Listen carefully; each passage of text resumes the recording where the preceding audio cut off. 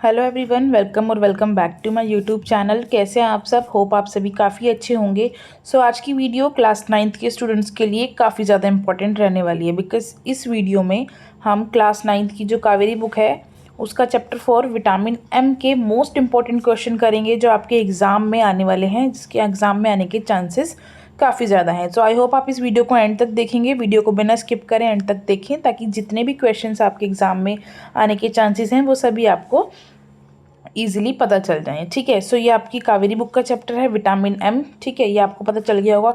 अब हम सबसे पहले चैप्टर शुरू करने से पहले इस वीडियो में ये देखेंगे कि जो चैप्टर है इसका विटामिन एम नाम आखिर रखा क्यों गया। ठीक है, और जैसे कि आप जानते हैं कि इस वीडियो में हम करेंगे इसके सभी के सभी इन-टेक्स्ट क्वेश्चंस प्लस एनसीईआरटी क्वेश्चंस। ठीक है, जो आपके एग्जाम्स के लिए भी काफ़ी ज़्यादा हेल्पफुल रहने वाले हैं। आइए समझते हैं कि आखिर इस चैप्टर का नाम विटामिन एम क्यों रखा गया। Okay, why is the chapter named vitamin M? इस चैप्टर में विटामिन एम का मतलब मेडिसिन नहीं बल्कि मेमोरी है। बेसिकली विटामिन सुन के आपके दिमाग में यही आ रहा होगा कि कोई जो है बीमार है या फिर उसको विटामिन एम की कमी होगी, बट ऐसा बिल्कुल भी नहीं है। यहाँ पे देखिए साफ साफ लिखा है इस लाइन में कि इस चैप्टर में विटामिन एम का मतलब मेडिसिन नहीं बल्कि मेमोरी है। ठीक है, रवि की मदर कहती है कि अगर कोई विटामिन एम हो तो वो ओल्ड पीपल की मेमोरी इम्प्रूव कर सकता है। यानी इसमें एक रवि है, उसकी मदर है, वो कहती है कि अगर कोई विटामिन एम हो यानी किसी की मेमोरी अच्छी हो तो वो उस ओल्ड पीपल की मेमोरी को इम्प्रूव कर सकता है। लेकिन स्टोरी के एंड तक हमें समझ आता है कि ग्रैंडपा एक्चुअली बिल्कुल लॉस्ट नहीं थे। यानी रवि के जो ग्रैंडपा थे वो बिल्कुल लॉस्ट नहीं थे, ये सब उनको ऐसा समझ रहे थे।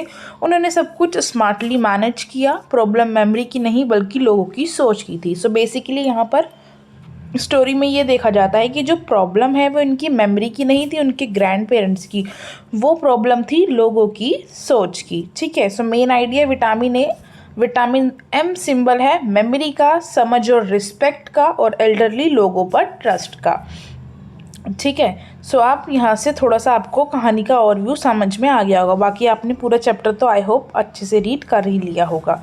ठीक है, और इस चैप्टर का कंक्लूजन अगर देखें क्या निकलता है, वैसे तो एंड में पता चलेगा, बट आपसे अपने स्टोरी पढ़ ली होगी यहीं पे देख लेते हैं। अभी चैप्टर का नेम ये दिखाता है कि हमें एल्डर्स को वीक या भूलने वाला नहीं समझना चाहिए, बल्कि समझने की जगह उन पर ट्रस्ट और रिस्पेक्ट करना चाहिए। यानी जो एल्डरली, जो हमारे ग्रैंड पेरेंट्स होते हैं, like grand mother and grand father, ये लोग जो होते हैं इनको हमारे को वीक नहीं, ना ही भूलने वाला ये नहीं समझना चाहिए, बल्कि हमें इन पे ट्रस्ट और इनकी रिस्पेक्ट करनी चाहिए। ये निकला था एंड में इस चैप्टर का कंक्लूजन। आइए अब शुरू करते हैं सभी के सभी question answer. Reflect and response ये जो दे रखा है। ठीक है, From your experience with an elderly person at home or in your neighborhood, complete the following graphic organizer. ये एक आपको ऑर्गेनाइजर दे रखा है, आपको इसको कंप्लीट करना है। Okay, caring for the elderly. यहाँ पर आपको एल्डर्स जो हैं उनके बारे में कुछ क्वेश्चंस दे रखे हैं और उनके आंसर्स लिखने हैं। Why should we care for the elderly, यानी जो एल्डर लोग होते हैं हमें उनकी केयर क्यों करनी चाहिए। इधर इसका आंसर देखिए, we should care for the elderly because they have spend their life supporting and guiding us. यानी उन्होंने हमारी लाइफ जो है सपोर्ट करी, हमारे लाइफ में उन्होंने हमारे को गाइड किया। ऐसे करते करते उन्होंने अपनी लाइफ स्पेंड कर दी। They have valuable experience and wisdom to share. उनके पास वैल्यूएबल एक्सपीरियंस है, विजडम है, जो हमारे को वो शेयर करते आ रहे हैं और करते हैं। Caring for them shows respect, love and gratitude. हम अगर उनकी केयर करेंगे तो ये हमारा उनके प्रति रिस्पेक्ट, लव और ग्रेटिट्यूड को शो करेगा। They also named emotional and physical support in their old age. यानी कि ये जो होते हैं उनको इस एज में इमोशनली तौर पर और फिजिकली तौर पर सपोर्ट की ज़रूरत होती है। बल्कि हम लोग क्या समझते हैं कि वो भूलने लगे हैं चीज़ों को, वो ठीक नहीं है, उनकी तबीयत ठीक नहीं है, बट एक्चुअल में ऐसा नहीं होता। ठीक है, नेक्स्ट देखते हैं, what are the problem faced by the elderly. यानी जो एल्डर लोग होते हैं उनके द्वारा किस तरीके की प्रॉब्लम्स फेस की जाती है। Loneliness and feeling ignored. उनको अकेलापन महसूस होता है और उनको ऐसा लगता है कि पीपल जो है उन्हें इग्नोर कर रहे हैं। हेल्थ इश्यूज एंड वीकनेस, उनके साथ काफ़ी हेल्थ इश्यूज आ जाते हैं और उनको अपनी बॉडी में वीकनेस महसूस होने लगती है फिजिकली तौर पे। ठीक है, डिफ़िकल्टी इन मूविंग और डूइंग डेली टास्क। यानी जो डेली टास्क होते हैं, लाइक नहाना, खाना या जो भी टास्क होते हैं वो करने में उनको थोड़ी सी डिफ़िकल्टी आने लगती है। ठीक है। लैक ऑफ इमोशनल सपोर्ट, उनकी इमोशनल सपोर्ट जो है बिल्कुल ही डाउन हो जाती है एट दिस एज, उनके पास बिल्कुल भी इमोशनल सपोर्ट नहीं होती, ठीक है। वो बिल्कुल ही भावुक तौर पर टूट चुके होते हैं। Financial problem in some cases, ठीक है, सम केसेस में फाइनेंशियल प्रॉब्लम्स भी देखने को मिलती हैं। बाकी जो कुछ आपके ग्रैंड पेरेंट्स या ग्रैंड मदर ऐसे होते होंगे जो जॉब करते होंगे, सो उनकी खुद की ही पेंशन आती होगी, सो उनको किसी भी तरीके की पैसों को लेकर दिक्कत फेस नहीं करनी पड़ती होगी, इसलिए लिखा है financial problem in some cases. So first point क्या था, loneliness and feeling ignored, health issues and weakness, difficulty in moving or doing daily tasks, lack of emotional support and financial problem in some case, ठीक है। Next देखते हैं अपने question, what could be the possible reason for the problem face. So कौन कौन से possible reasons हो सकते हैं जिनके कारण हमारे जो एल्डर्स होते हैं उनको प्रॉब्लम्स जो हैं फेस करनी पड़ती है। So busy lifestyle of family members, यानी कि जो फैमिली मेम्बर्स रहते हैं उनके साथ उनके बिजी लाइफस्टाइल के कारण, ठीक है। सेकंड, न्यूक्लियर फैमिलीज, यानी कि ये जो लोग होते हैं इनको जॉइंट फैमिलीज़ में रहने की आदत होती है, बट यहाँ पर क्या होता है कि न्यूक्लियर फैमिलीज़ होती हैं जिसमें लोग बहुत ज़्यादा कम होते हैं, ठीक है। Lack of time and attention, so सभी लोग जो है अपने अपने काम में लगे होते हैं, जॉब्स में लगे होते हैं, सो उनको ना तो टाइम दे पाते हैं ना ही अटेंशन दे पाते हैं। नेक्स्ट है जनरेशन गैप, यानी कि डिफरेंस इन थिंकिंग, जो अब 20s की जनरेशन है 90s की जनरेशन है, दोनों की थिंकिंग में बहुत बड़ा डिफरेंस होता है। So this is called generation gap, means difference in thinking, ठीक है।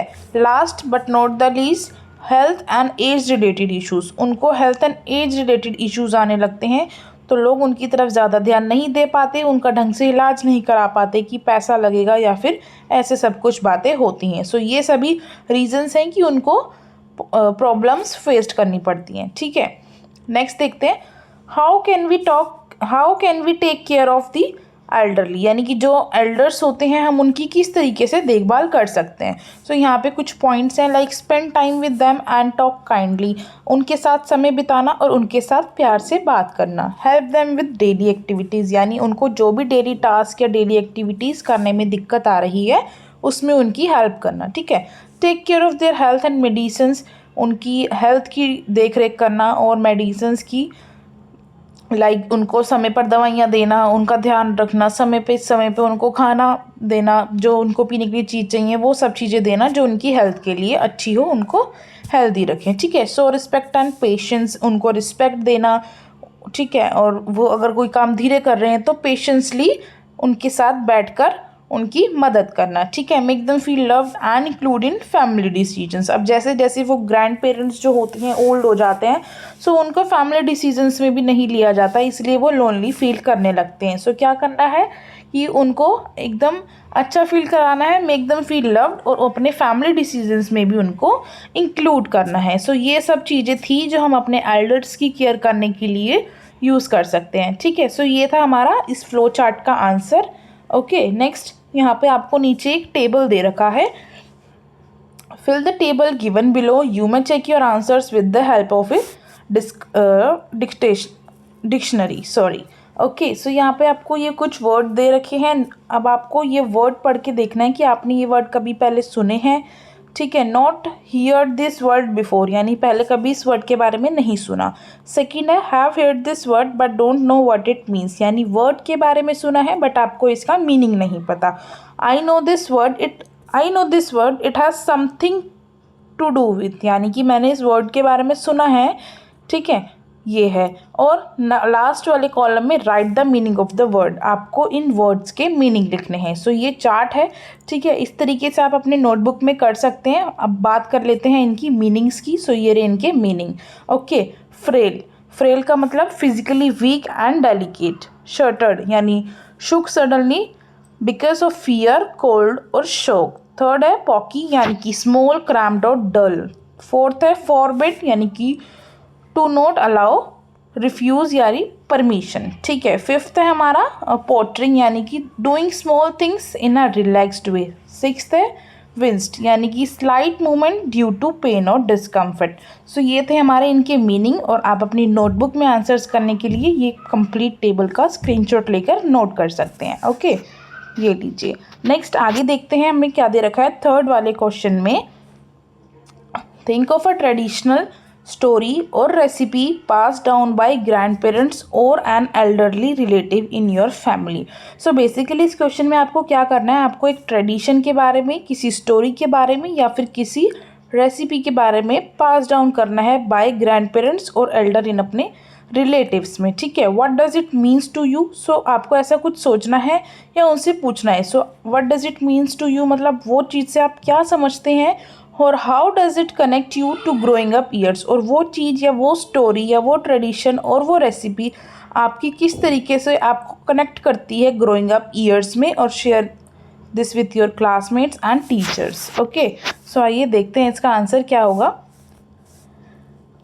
A special tradition in my family is celebrating festivals together with my grandparents. So एक special tradition है मेरी family में, वो क्या है कि celebrating festivals with my grandparents, especially making homemade sweets. So उसमें भी क्या है, specially homemade sweets बनाना। ठीक है, my grandmother taught me how to prepare traditional dishes, यानी कि जो मेरी grandmother थी वो मुझे बताती थी कि किस तरीके से ट्रेडिशनल डिशेस बनाई जाती हैं। And she also share stories from her childhood while cooking. So वो मेरे को अपनी चाइल्डहुड स्टोरीज भी बताती थी जब वो ये डिश प्रिपेयर कर रही होती थी। ठीक है, this traditional means a lot to me because it connect me to my family's culture and values. So ये जो ट्रेडिशन है ये मुझे बहुत अच्छा लगता है, ये मेरे लिए काफ़ी ज़्यादा इम्पॉर्टेंट है बिकॉज ये मुझे कनेक्ट करता है मेरे फैमिली के कल्चर से और उनकी वैल्यूज से। Okay, it means me feel loved and remains me of the importance of spending time with family.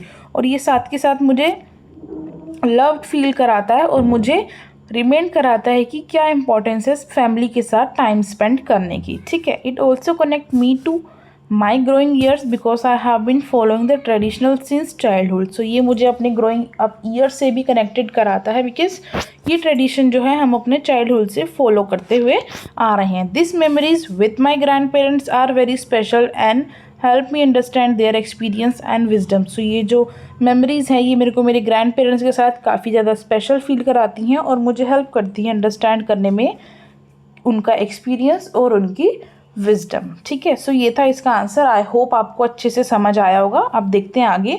यहाँ पे बुक में ये मैंने बुक आपके लिए इसलिए खोल रखी है ताकि आप साइड बाय साइड देखते जाएं कि कौन सा क्वेश्चन बुक में कहाँ पर है, ताकि आपको कन्फ्यूज़न ना हो और मुझे भी क्वेश्चंस ना लिखने पड़े बिकॉज इतने बड़े बड़े क्वेश्चंस लिखने में फिर ज़्यादा टाइम लगता है। ठीक है, सो अब यहाँ तक हमने क्वेश्चंस कवर कर लिए। नेक्स्ट आगे देखते हैं। ये आपकी स्टोरी दे रखी होगी बुक में। ओके, अब यहाँ पर आपके ये कुछ 4th क्वेश्चंस दे रखे हैं, चेक योर अंडरस्टैंडिंग वाले। ओके, ये देखते हैं। Y did grandpa dislike living in the city with his daughter, यानी कि जो ग्रैंडपा थे वो अपनी एक सिटी में रहते थे अपनी डॉटर के साथ, यानी अपनी डॉटर के साथ वो शहर में रहते थे। सो तो उनको सिटी में रहना अच्छा क्यों नहीं लगता था, आपको ये बताना है। So grandpa dislike living in the city because he felt restricted and dependent. जो ग्रैंडपा थे वो सिटी में रहना इसलिए अच्छा नहीं फील करते थे बिकॉज वो रेस्ट्रिक्टेड और डिपेंडेंट फील करते थे दूसरों के ऊपर। Okay, he was not use to the busy city, यानी वो जो बिजी सिटी का शेड्यूल है उससे यूज टू नहीं थे। एंड मिस हिज इंडिपेंडेंस, और अपने इंडिपेंडेंस मिस कर रहे थे। लाइक जैसे वो विलेज में रहते होंगे सो वो कहीं पे भी आसानी से आ जा सकते होंगे, बट जब वो सिटी में रहते थे सो उनको कुछ पता नहीं था, सो वो अपनी इंडिपेंडेंस मिस कर रहे थे। He did not like being treated like someone who could not take care of himself. उनको ये भी अच्छा नहीं लग रहा था कि कोई उनकी टेक केयर नहीं कर रहा और वो अपनी टेक केयर खुद ही कर रहे थे। सो ये मेन रीज़न था कि जो ग्रैंडपा थे वो सिटी की लाइफ जो थे इन्जॉय नहीं कर पा रहे थे। ओके, नेक्स्ट क्वेश्चन है, why did Vidya not want her parents to go out alone. So जो विद्या थी स्टोरी में वो ऐसा क्यों नहीं चाहती थी कि उसके जो उसके फादर हैं वो घर से अकेले क्यों ना जाएं। So Vidya did not want her father to go out alone. वो इसलिए नहीं चाहती थी because she was worried about his safety. So Vidya जो थी अपने फादर की सेफ्टी के बारे में काफ़ी ज़्यादा घबराई हुई और चिंतित थी due to his old age and weak memory. क्यों, उनकी ओल्ड एज हो गई थी और उनकी मेमोरी काफ़ी ज़्यादा वीक थी। She feared he might get lost और हर्ट। सो उसको ऐसा लगता था कि कहीं वो खो ना जाए और उन्हें किसी भी तरीके की चोट ना लग जाए। ठीक है, सो ये रीज़न था कि विद्या नहीं चाहती थी कि उसके पापा अकेले घर से बाहर जाएं। Okay, 3rd question, was Ravi in favour of his mother. Treating grandpa like a child, how can you say so. यानी कि जो रवि था वो अपनी मदर की फेवर में था कि जब उसकी मदर ग्रैंडपा को एक चाइल्ड की तरह ट्रीट कर रही थी। सो इसके बारे में आपको अपने पॉइंट्स लिखने हैं। So no, Ravi was not in favour of his mother treating grandpa like child. So जो रवि था वो अपनी मदर की फेवर में नहीं था कि उसके जो ग्रैंडपा हैं उसको एक चाइल्ड की तरह ट्रीट किया जाए। So this is clear because he understood his grandfather's feeling and respect. So ये क्लियर था बिकॉज जो रवि था वो समझ चुका था उसके ग्रैंडफादर की फीलिंग और उनके प्रति रिस्पेक्ट और उनकी इंडिपेंडेंस के बारे में। He followed him secretly instead of stopping them. So जब ग्रैंड पेरेंट्स बाहर गए थे, जो रवि था उसने उनको रोकने की बजाय चुपचाप पीछे से उनका पीछा किया, उनको रोका नहीं। Showing care without hurting them, यानी उनकी केयर करी बट उनको हर्ट नहीं किया। लाइक जब वो बाहर जा रहे थे, अगर वो सब उनको मना करते कि आप मत जाओ, आप खो जाओगे, सो जो ग्रैंडफादर थे उनको बुरा लग जाता कि ये मेरी इंडिपेंडेंट भी इन्होंने जो मेरी थी, मेरे एक अंदर की स्वतंत्रता थी वो भी इन्होंने मेरे से छीन ली है। सो जो रवि था उसने चुपचाप जो था ग्रैंडफादर का पीछा किया और उनकी केयर भी करी कि अगर उनको बेसिकली कुछ हो भी जाए तो पीछे मैं होऊंगा, और उनको बिना रोके बिना हर्ट किए उसने उनके प्रति अपनी केयर को शो किया। सो इसलिए जो रवि था वो अपनी मदर की फेवर में नहीं था कि वो जो उनके ग्रैंडफादर है उनको एज अ चाइल्ड की तरह ट्रीट करे। ओके, फोर्थ देखते हैं अपना question. Would Ravi be able to keep his promise to his mother. जो रवि था वो अपनी मदर को जो उसने प्रोमिस किया था वो रख पाया, हाँ या ना। So yes, Ravi would try his best to keep his promise. So जो रवि था उसने बेस्ट ट्राई किया अपने प्रोमिस को रखने का। He followed his grandfather to ensure his safety. उसने अपने ग्रैंडफादर को पीछा किया उनकी सेफ्टी के लिए, showing that he was responsible and careful. और इससे यह पता चलता है कि जो रवि था वो काफ़ी ज़्यादा रिस्पॉन्सिबल और केयरफुल था। ठीक है, सो ये थे हमारे इसके 4 क्वेश्चन चेक योर अंडरस्टैंडिंग वाले। नेक्स्ट आगे देखते हैं चैप्टर में। यहाँ पे फिर से आपकी स्टोरी कंटिन्यू की गई है as a part second. Okay, check your understanding again. यहाँ पे आपको एक फ्लो चार्ट दे रखा है बेसिकली। सो देखते हैं इसमें, complete the flow chart by describing grandpa's day out. So जो ग्रैंडपा डे आउट यानी डे आउट के लिए बाहर गए थे घूमने, सो उनका जो डे था उससे रिलेटेड कुछ सेंटेंसेस दिए गए हैं आपकी चैप्टर में से। सो उसमें से कुछ ब्लैंक्स दिए गए हैं, आपको वो कंप्लीट करना है। ठीक है, सो ये देखिए, grandpa goes out to get Tamil newspaper. So जो ग्रैंडपा थे बाहर गए थे घर से क्या लेने, Tamil newspaper. Ravi follows grandpa. Okay, grandpa first stop at children's park. ये रहा, आपको यहाँ पे आंसर दिख रहा होगा कि ग्रैंडपा सबसे पहले कहाँ पर स्टॉप हुए, चिल्ड्रन पार्क की ओर। ओके, ये इसका आंसर आ जाएगा। ये 7 फिलअप्स दे रखे हैं और ये 7 उसके आंसर्स दे रखे हैं। सो आप साइड बाय साइड देखते हुए चलें। ठीक है, grandpa first stop at children's park. ठीक है, बिजी। सेकंड में डैश दे रखा है, पीनट्स।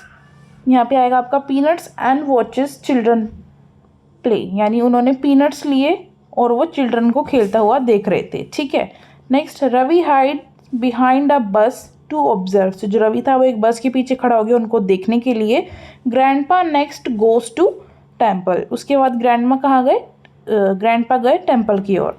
ठीक है, Ravi hides behind the banyan tree and watches. फिर रवि एक बनियन ट्री था उसके पीछे खड़ा हो गया और देख रहा था उनको। ठीक है, next, Ravi gets scolded by dash and dash. So Ravi gets scolded by his mother and grandpa. Okay, grandpa drink dash and eat dash. So grandpa drink coffee and eat snacks.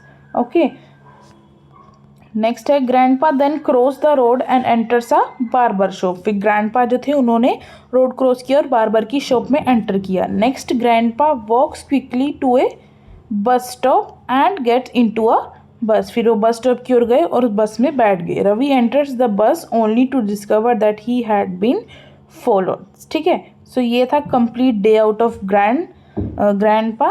Okay, so ये आपको as a paragraph form में भी दे रखा है, सो आप यहाँ से भी देख सकते हैं। ओके, अब आगे देखते हैं स्टोरी में क्या दे रखा है क्वेश्चन आंसर्स के लिए।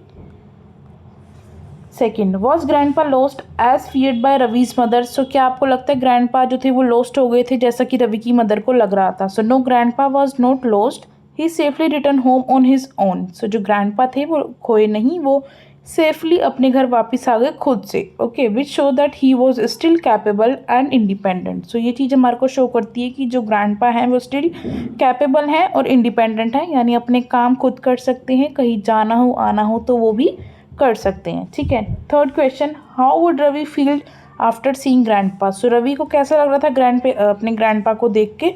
सो Ravi would feel relieved and happy after seeing grandpa safe at home. So जब ग्रैंडपा घर आए थे तो रवि को काफ़ी ज़्यादा अच्छा फील हो रहा था, रवि काफ़ी ज़्यादा हैप्पी था कि ग्रैंडपा जो है सेफली घर पे आ गए हैं। He would also feel affectionate and emotional towards him. जो रवि था वो उनकी तरफ काफ़ी अफेक्शनेटेड था और काफ़ी ज़्यादा इमोशनल था। Okay, next, do you think Ravi's mother will get to know about what had happen. So क्या आपको लगता है कि जो रवि की मदर थी वो जानना चाहती थी कि एक्चुअल में हुआ क्या है। So no, Ravi mother will probably not get to know what happened because Ravi decided not to tell her. So जो रवि की मदर थी वो नहीं जानना चाहती थी और रवि ने ऐसा डिसाइड किया था कि वो अपनी मम्मी को नहीं बताएगा, as he do not want to reveal that he had follow grandpa secretly. और वो ये रिवील भी नहीं करना चाहता था कि मैं ग्रैंडपा को सीक्रेटली फॉलो कर रहा था उन्हें बिना बताए। ओके, नेक्स्ट यहाँ से फिर से आपका जो थर्ड पार्ट है स्टोरी का वो कंटिन्यू हो रहा है। देखते हैं आगे क्या दे रखे हैं क्वेश्चंस। अगेन आपको यहाँ पे check your understanding based questions दे रखे हैं। ठीक है, describe how Ravi's emotional reaction upon finding grandpa safe at home reveals his feeling towards his grandfather. यानी आपको डिस्क्राइब करना है कि जो रवि था उसका इमोशनल रिएक्शन क्या था जब वो अपने ग्रैंडफा को देखता है कि वो सेफली घर पे आ गए हैं। सो रवि की टूवर्ड्स ग्रैंडफादर क्या फीलिंग थी आपको उसके बारे में डिस्क्राइब करना है। सो ये जो क्वेश्चन है आपका थोड़ा सा लॉन्ग दे रखा है, बिकॉज क्वेश्चन फॉर्म में बनाने के लिए इतना लिखना चाहिए, बट यहाँ पर आप देखेंगे लिखा हुआ है रवीज इमोशनल रिएक्शन। सो ये इसका एक शॉर्ट कट है, यानी कि आपको क्वेश्चन में ये 3 वर्ड कहीं दिख जाए सो आप ये वाला आंसर लिख सकते हैं और आपको फुल मार्क्स मिलेंगे। ठीक है, सो देखिए रवीज बेसिकली आपको इस क्वेश्चन के आंसर में लिखना है Ravi's emotional reaction towards his grandfather. So देखते हैं आंसर क्या है। Ravi feels deep relief and happiness when he find grandpa safe at home. So जो रवि था उसको डीप रिलीफ मिला, हैप्पीनेस मिली जब उसने देखा कि उसके जो ग्रैंडपा हैं वो सेफली घर पे आ गए हैं। Early he was worried and tense because he thought something might have been happen to him. So पहले रवि को ऐसा लग रहा था, वो काफ़ी ज़्यादा वरिड था, टेंस था कि उसको लग रहा था कि कुछ ग्रैंडपा के साथ होने वाला है या हो जाए तो फिर वो क्या करेंगे। ठीक है, this reaction show that Ravi cares a lot about his grandfather and love him deeply. So ये सब चिंता रवि की अपने ग्रैंड पेरेंट्स के तरफ क्या दिखाती है कि उसको ऐसा लगता था कि वो खो जाएंगे बट वो घर आ गई। सो ये रिएक्शन हमारे को दिखाता है कि रवि अपने ग्रैंडफादर की काफ़ी ज़्यादा केयर करता है, उनसे लव करता है deeply. His concern proves that their bond is strong and affectionate. So ये चीज़ हमारे को शो करती है कि जो रवि का बॉन्ड है towards their grandfather is strong and affectionate. Okay, next है, what might be the significance of grandpa's habit of giving gifts to everyone on his birthday rather than receiving them? सो आपको बताना है व्हाट माइट, मतलब जो grandpa थे उनकी एक habit थी कि दूसरों को उनके बर्थडे पे गिफ्ट्स देना और रैदर देन रिसीविंग दैम, उनसे गिफ्ट ना लेना, बस उनको उनके बर्थडे पे गिफ्ट देना। सो आपको इस हैबिट के बारे में बताना है। So significance of grandpa's habit of giving gifts, इसके बारे में आपको बताना है। So grandpa's habit of giving gift instead of receiving them shows that he is generous, selfless and finding joy in giving. So ये चीज़ हमारे को ग्रैंडपा की दिखाती है कि वो काफ़ी ज़्यादा जेनरस हैं दूसरों के प्रति, उनके अंदर सेल्फिशनेस नहीं है और वो दूसरों को चीज़ें दे के उसके अंदर जॉय फाइंड करते हैं, finds joy in giving. Okay, it reflects his belief that happiness comes from sharing and making others happy. So उनकी ये चीज़ हमारे को दिखाती है कि जो हैप्पीनेस है वो दूसरों के साथ चीज़ें शेयर करने से और उनको हैप्पी करने से ही आती है, rather than expecting things for himself. यानी कि ये नहीं कि दूसरों से ही हम कुछ चीज़ें एक्सेप्ट करें, ये चीज़ हमारे अंदर कभी हैप्पीनेस नहीं लाती, बल्कि जब हम शेयर करते हैं चीज़ों को दूसरों के साथ, उनको हैप्पी फील कराते हैं, ठीक है, तभी हम खुद हैप्पी रह सकते हैं। This also highlights his warm and kind personality. So ये चीज़ उनकी काइंड पर्सनैलिटी और उनका एक वार्म नेचर शो करती है। ठीक है, सो ये थे हमारे यहाँ के 3 क्वेश्चंस। ये अच्छा 2 हैं, थर्ड क्वेश्चन देखते हैं कौन सा है। Why do you think grandpa give Ravi a detective story book as a gift? So ये कह रहा है आपको ऐसा क्यों लगता है कि जो ग्रैंडपा थे उन्होंने रवि को एक डिटेक्टिव स्टोरी बुक गिफ्ट की? What might this suggest about grandpa's awareness of Ravi action earlier in the day? So ये क्या रिएक्शन शो करता है ग्रैंडपा का टूवर्ड्स रवि? सो इसके बारे में आपको लिखना है. So reason of giving Ravi a detective story book, यानी कि जब रवि का बर्थडे था तो ग्रैंडपा ने उसको उनके बर्थडे पे एक डिटेक्टिव स्टोरी बुक दी थी. सो उन्होंने ऐसा सोच के ये बुक रवि को ही क्यों दी, आपको ये बताना है. So grandpa gives Ravi a detective story book because he is aware of Ravi's curiosity and his actions of following training him early. यानी जो ग्रैंडपा थे उन्होंने रवि को डिटेक्टिव स्टोरी बुक इसलिए दी बिकॉज वो उसको अवेयर करना चाहते थे रवि को towards his curiosity and his actions of following और training him early. Okay, it suggest that grandpa knew Ravi was trying to act like a detective.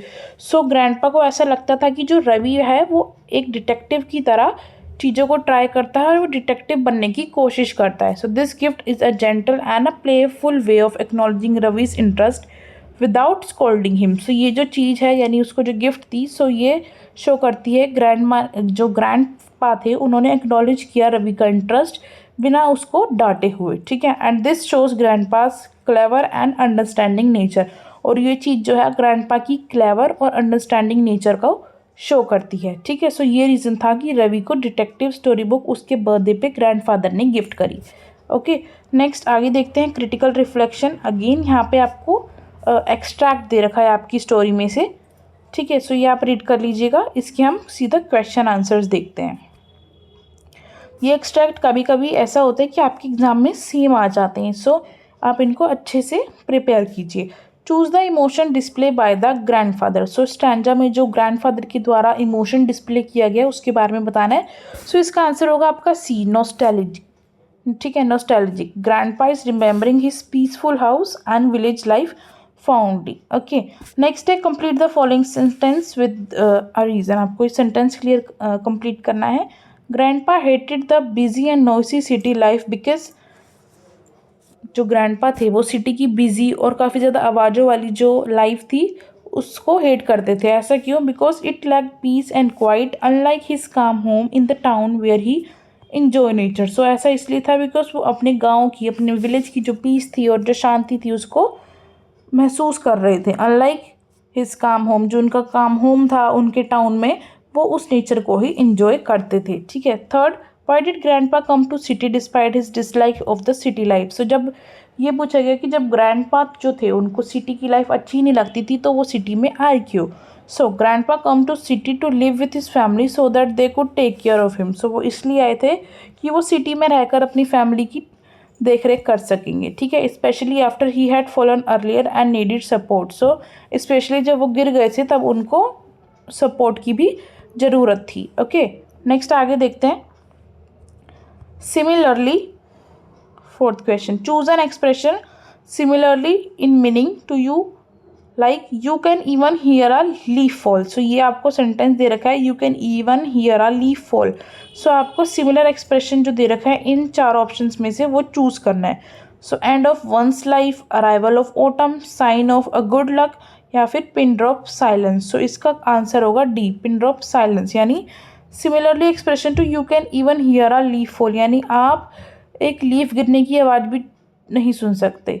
Okay, सो मतलब हो गया पिन ड्रॉप्स. इसका मतलब होगा पिन ड्रॉप साइलेंस, यानी कि लीफ गिरने की आवाज़ तो आती ही नहीं है.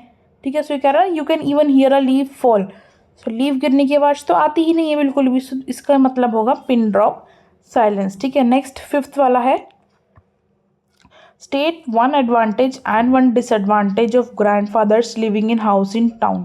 सो आपको जो ग्रैंडफादर थे वो सिटी में हो, उनका जो हाउस इन टाउन था उसकी एक डिसएडवांटेज और एक एडवांटेज लिखनी है. ठीक है, so one disadvantage and one advantage. Advantage क्या थी? Grandpa is safed and look after by his family in the city. So वो सिटी में आए तो उनकी जो फैमिली थी उनके द्वारा उनकी देख रेख की जाती थी, वो सेफ थे यहाँ पर, अपनी फैमिली की आंखों के आगे थे.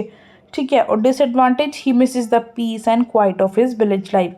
और एक डिसएडवांटेज ये थी कि वो अपनी जो सिटी की लाइफ, जो अपनी विलेज की लाइफ है वहाँ की शांति, वहाँ का पीस जो थे उसकी कमी महसूस कर रहे थे। ठीक है, नेक्स्ट एक और एक्सट्रैक्ट दे रखा है आपको, इसका आंसर देखेंगे अब।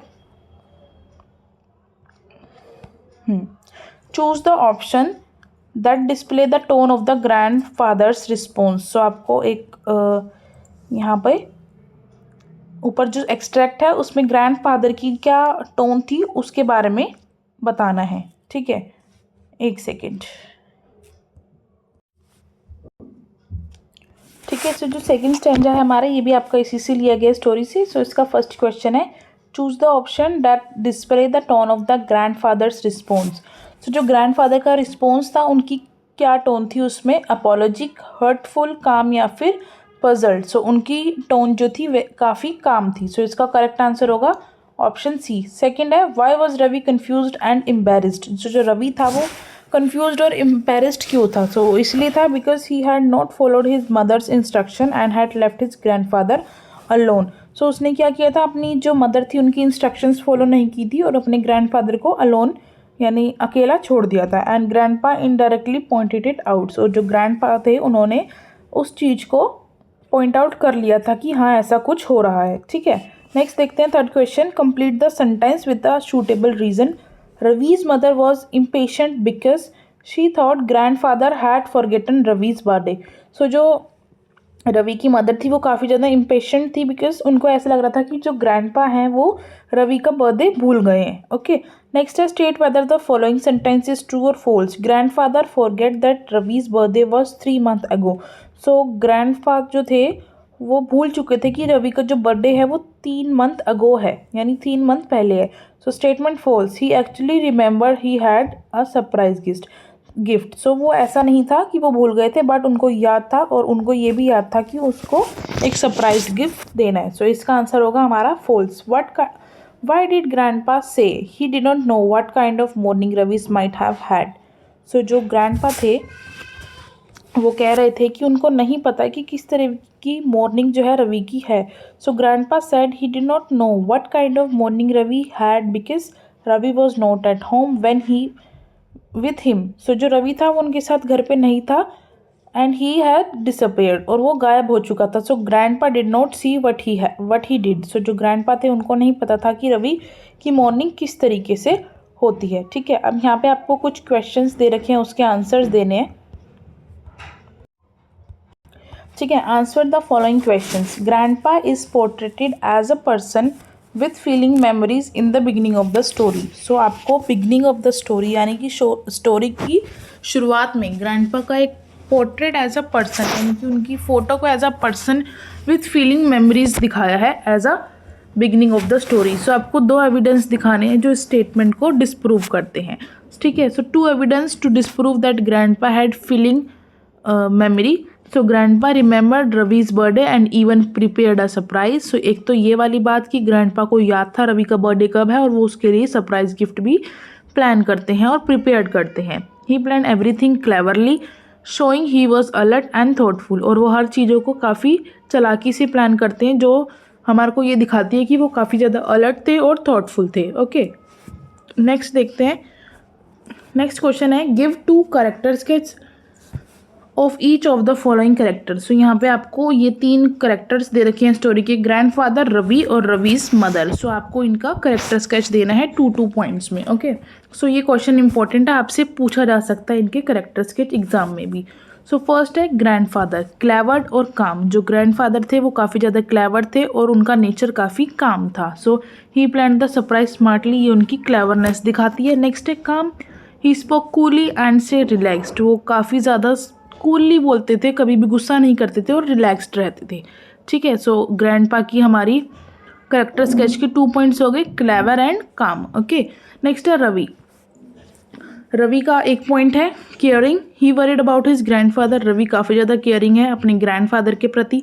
सो ये उसकी केयरिंगनेस दिखाता है। नेक्स्ट है क्यूरियस और ऑब्जर्वेंट। वो काफ़ी ज़्यादा क्यूरियस रहता है चीज़ों को लेकर और चीज़ों को ऑब्जर्व करता है। He followed grandpa to know what he had या what he was doing. So उसको ये जानने की इच्छा थी कि जो ग्रैंडपा है वो आखिरकार कर क्या रही हैं। सो ये उसकी क्यूरियसनेस दिखाता है चीज़ों के प्रति।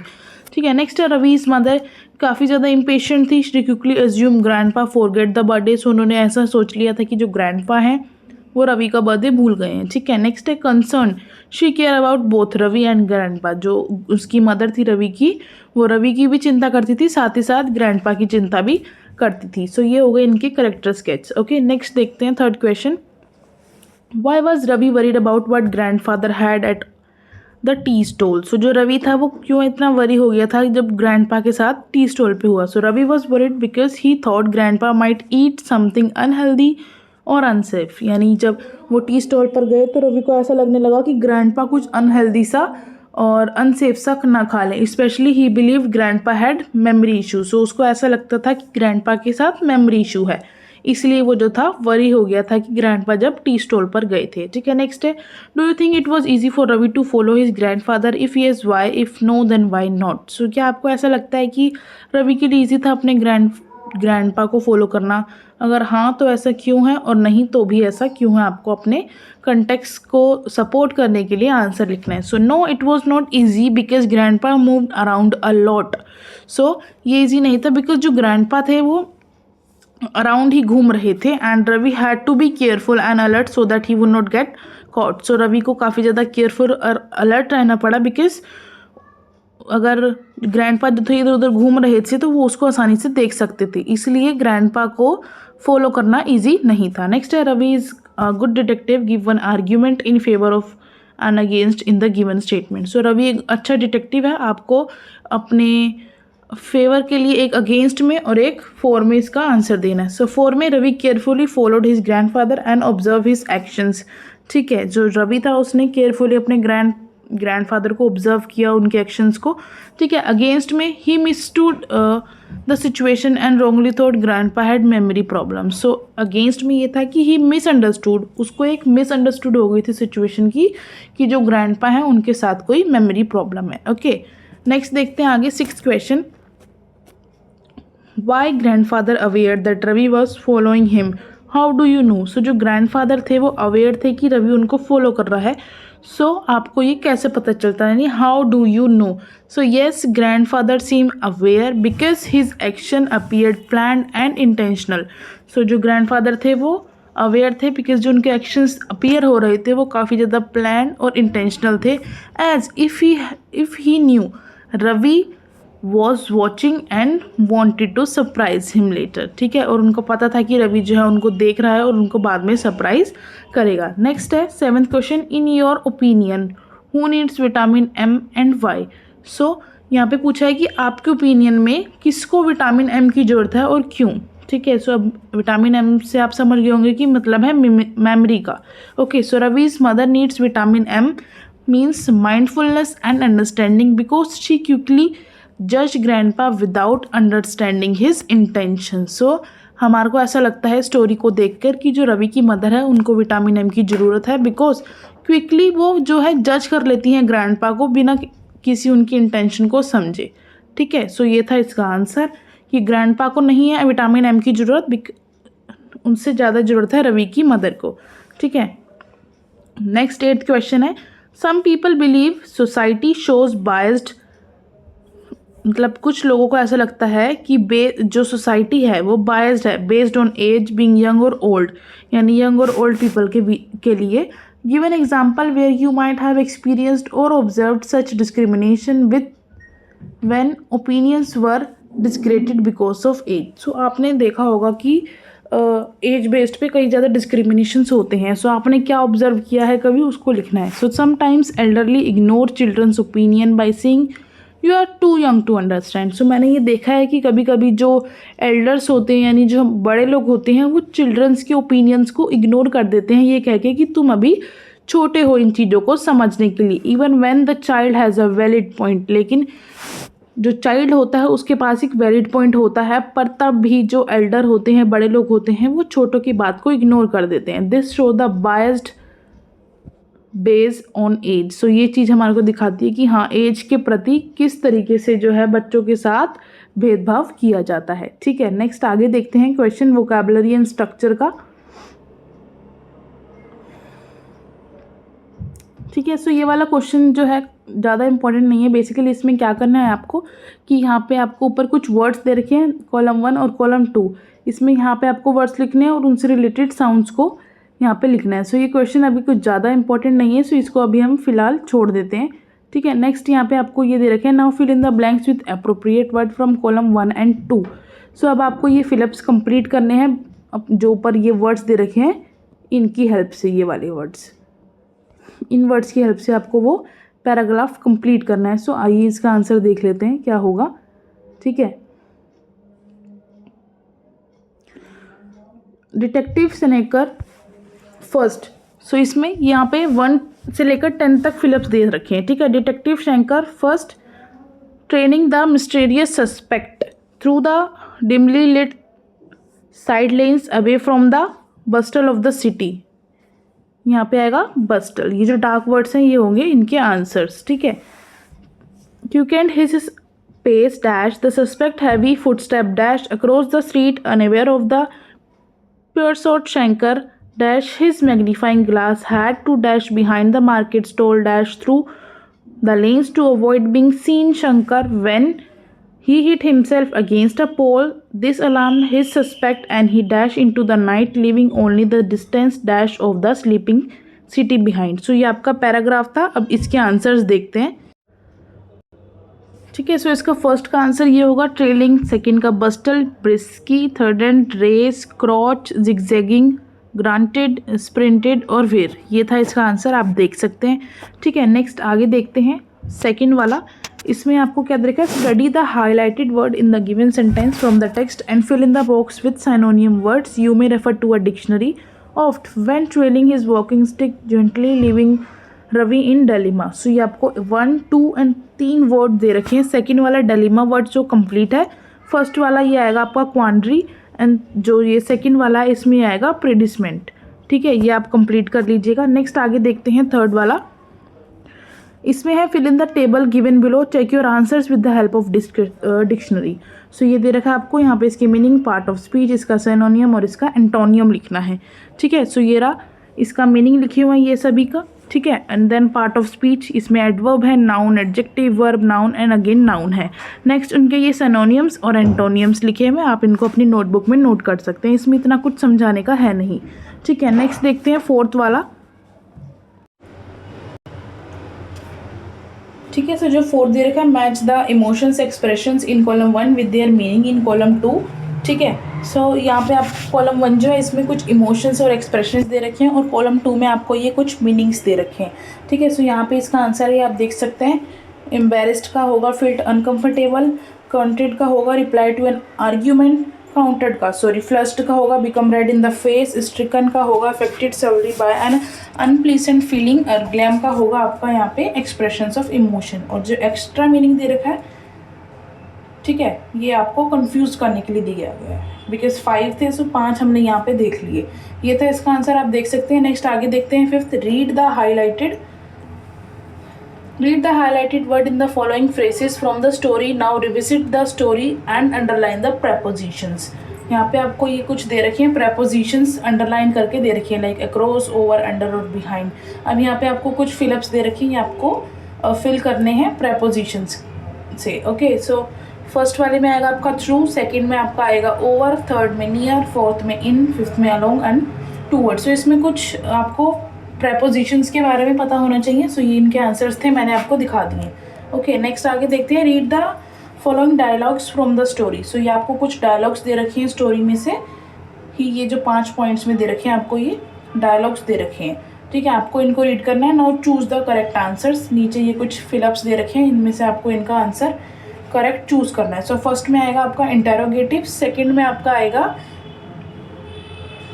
Sentence 1 for R dash with WH yes no type interrogative. So इसमें आपका आएगा यस, ठीक है। एंड जो थर्ड वाला है उसमें आपका आएगा WH फैमिली, और फोर्थ में आएगा आपका 2 टाइप्स, इसमें ये नहीं आएगा, यस आएगा, ठीक है। इंटेरोगेटिव, WH टाइप एंड 2, ये था इसका आंसर। नेक्स्ट आगे देखते हैं, ये जो डी वाला दे रखा है, यहाँ पे आपको बेसिकली डायरेक्ट इनडायरेक्ट स्पीच के बारे में बताया गया है, प्रोनाउंस के और डायरेक्ट इनडायरेक्ट के स्टेप्स टू रिमेंबर बताए गए हैं। ये रीडिंग के लिए है, इसमें ज़्यादा कुछ नहीं करना, ठीक है। नेक्स्ट आगे ये देखते हैं 7th वाला, रीड द फॉलोइंग कन्वर्जेशन। सो ये आपको अरविंद की और प्रिया की कन्वर्जेशन दे रखी है, इसको आपको रीड करना है। उसके बाद ये कन्वर्जेशन पढ़ने के बाद आपको ये कुछ सेंटेंसेस दे रखी है, इनको कंप्लीट करना है, ठीक है। Arvind asked Priya if she helped in taking care of her grand parents at home, for which Priya replied to his affirmative and said that they took turns making sure that they were all right. Priya further asked Arvind if he had grandparents living with him. Arvind replied in the negative and said they visit his grandpa every weekend. He further inquired now she managed her grandparents' medical needs. Priya responds by saying that had a schedule of giving medications and visit to the doctor. So ये जो dark words वाले थे ये इसका answer था। Basically Arvind और प्रिया के बीच में कन्वर्जेशन हो रही है अपने ग्रैंड पेरेंट्स के बारे में, उनकी टेक केयर किस तरीके से की जाए उस चीज़ के बारे में, ठीक है। नेक्स्ट आपको ये लिसन एंड रिस्पॉन्स का दे रखा है। You will listen to a podcast और a meditation as you listen complete the sentence with no more than these exact words that you hear. Okay, so यहाँ पे आपको 5 सेंटेंसेस दे रखे हैं। Meditation is a form of yoga that usually refreshes the mind and helps with concentration. Meditation leads to a better health condition both physical and mentally. ठीक है, meditation also aid in releasing undesirable feeling and improve positive thinking. It is advised that we meditate every day so that it become a habit. Meditating on a daily basis is beneficial in comfortably tackling stress. So ये था इनका answers जो dark word वाले थे इस fill-ups के। Basically आपको meditation के बारे में ही कुछ जानकारी देने की कोशिश की गई है। नेक्स्ट आपको ये एक स्पीकिंग एक्टिविटी दे रखी है। सो इस स्पीकिंग एक्टिविटी को आपको क्लास में करवाया जाएगा, वैसे भी ये ज़्यादा इंपॉर्टेंट नहीं है तो इसको हम अभी के लिए छोड़ देते हैं। उसके बाद यहाँ पे आपको make a presentation about a brief personal experience related to taking care of an older person, ठीक है। For example mention a specific individual you cared और an occasion when you provide assistance to the person. You may use the following prompts to structure your narration. So आपको एक presentation देनी है कि किस तरीके से आप अपने जो ओल्ड पर्सन है यानी जो आपके ग्रैंड पेरेंट्स हैं, ग्रैंड मदर हैं, ग्रैंड फादर हैं, उनकी किस तरीके से टेक केयर करते हैं। सो उससे रिलेटेड आपको एक प्रेजेंटेशन देनी है। सो यहाँ पे ये प्रेजेंटेशन यानी एक पैराग्राफ लिखना है। सो ये लिखा हुआ है, मैं एक बार इसको रीड कर लेती हूँ। The person I had the privilege of taking care of my grandmother, I found myself in caregiving role when she was not feeling well and needed support in her daily activities.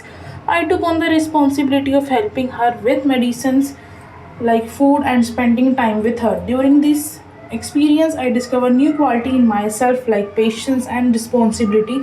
This experience helped me in personal growth and as I become more caring and understanding. Caring for someone taught me valuable lessons about kindness and respect and empathy. In this role, I learned that I possess the ability to handle responsibilities and support others in difficult times. One significant realization about me during this experience was that I can stay calm and helpful even in challenging situations. I also learned a lot about older people. I understood that they need love, attention and care more than anything else.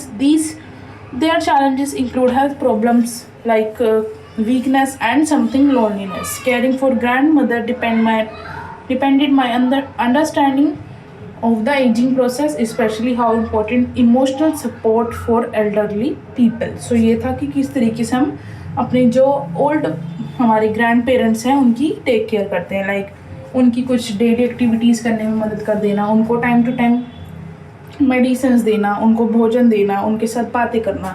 सो इस तरीके से जो है old persons की care take कर सकते हैं, ठीक है। नेक्स्ट आगे देखते हैं राइटिंग टास्क में। यहाँ पे आपको as you read in the story we have a lot of things to learn from our elder. Based on the lesson learned from them, write an article on your school. सो आपको क्या करना है, write an article for your school magazine. So आपको अपनी school magazine के लिए एक article लिखना है जिसका टॉपिक है अवर इंस्पायरिंग एल्डरली। सो जो हमारे एल्डर्स हैं वो किस तरीके से हमारे को इंस्पायर करते हैं। So organise the article in the manner given below. So article को किस तरीके से ऑर्गेनाइज करना है ये आपको स्टेप्स दे रखे हैं पैराग्राफ के, ठीक है। Follow the steps given below to write an article about your skills and passions. So write the title at the top and add your name and grade below. Okay, so यहाँ पे topic आ गया आपका अवर inspiring elderly. उसके बाद आ जाएगा bye Niharika Singh class 9th। या bye के बाद आप अपना नाम लिखेंगे जो भी आपका नाम है, बाय प्रिया, रिया या जो भी आपका नाम है बाय के बाद, और इस तरीके से क्लास लिखेंगे। और यहाँ पे आपको लिखना है कि हमारे इंस्पायरिंग एल्डर्स के ऊपर एक पैराग्राफ। सो ये है आंसर, आप देख सकते हैं। बेसिकली वही सब लिखना है कि हम किस तरीके से उनसे इंस्पायर हुए, उनसे हमने ट्रेडिशंस के बारे में जाना, उन्होंने हमारे को मोटिवेट किया हमारे फेस के थ्रू जब हम काफ़ी ज़्यादा टेंशन में थे। ठीक है, सो इस तरीके से ही आपको बना कर ही लिखना है। काफ़ी ज़्यादा ईजी लैंग्वेज में है, आपको ईजिली समझ आ जाएगा। ओके, नेक्स्ट है learning beyond the text. Revise the story and choose the image that correctly display grandma's walking sticks. So आपको जो आपने स्टोरी पढ़ी है उसको रिवाइज करना है और इन पिक्चर्स इमेजेस में से चूज करना है कि कौन सी ग्रैंड माँ के लिए परफेक्ट रहेगी वॉकिंग स्टिक। सो देखते हैं answer. The correct answer is second image, the golden stick with a bird shaped handle. This one, golden stick with bird shaped handle, because in the story grandpa walking stick is described as having a bird shaped handle. So जो story थी उसमें जो grandpa की walking stick थी उसको describe किया गया as a bird having shaped handle में। ठीक है, which matches the second picture. So जो सेकेंड पिक्चर को मैच कर रही है। ठीक है, नेक्स्ट देखते हैं। Picture is worth 1000 words, explore and revise. हाँ जी, सो इसमें इतना ही था, आपको ये पिक्चर्स चूज करनी थी। उसके बाद यहाँ पे थर्ड जो दे रखा है, you must have read stories about taking care of the family members of all age group in English and also in your own language. Okay, now read the story given below and discuss with your class teachers and teachers. So basically आपको ये नीचे जो story दी गई है इसको पढ़ के अपने टीचर्स और क्लासमेट्स के साथ डिस्कस करना है। सो इस वीडियो में ये सारे क्वेश्चन से इन टेक्स्ट क्वेश्चन और एनसीईआरटी के क्वेश्चन जो हमने कवर किए हैं।